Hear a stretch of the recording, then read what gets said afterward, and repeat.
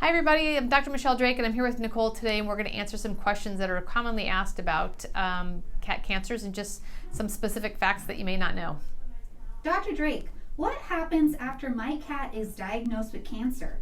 So once your cat has a diagnosis of cancer, of course it depends on the type. So let's say it's a squamous cell carcinoma of the nose or the ear, then we're probably going to progress with surgery, and sometimes depending on the depth of it or the severity of it, we may even consider some radiation also. So really it depends on the type of cancer. With intestinal cancer, which we actually get a diagnosis that based on weight loss and vomiting sometimes or diarrhea, we may or may not do surgery. We may just go straight to some chemotherapy. And chemotherapy in cats and dogs is a little different from humans.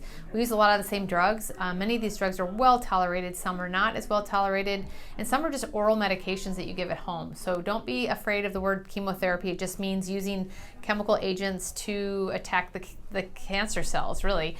So it can be in the form of IVs, but it can also be in the form of oral medications at home too. What is the treatment for cats with cancer? So again, treatment varies tremendously. Surgery, chemotherapy are probably the two most common. Have there been advancements in the treatment of cat cancer? Yeah, for sure. I think we learn more about cancer all the time, and I've certainly in my career, which has been a pretty lengthy one so far, I've learned a lot more about cancers and how to treat them as we have more and more tools to our disposal to use. So chemotherapy is constantly being studied of what's the best way to go. Surgery options change depending on when we do studies and we realize what is a better way to go, whether surgery first versus chemotherapy. And so really things do change all the time. What is the cure rate of cats with cancer? Well, it varies tremendously with the type of cancer and the stage that we find it in. So just like with people, if we catch something super early, you may have a melanoma on your skin, and if we catch it really early and get it off, that may be the end of it. You may have a melanoma on your skin that sits there for 5 years and it's already metastasized to the lungs. So it really does depend on the time when we catch it. But really, there are many cancers that we can completely cure in cats. So just have an annual exam and get in early if you find a funny lump or bump on your cat. Is medicine or surgery an option for cats with cancer? Yeah, we use medicine all the time for cancers, and we use surgery all the time too. Again, it just depends on the type of cancer.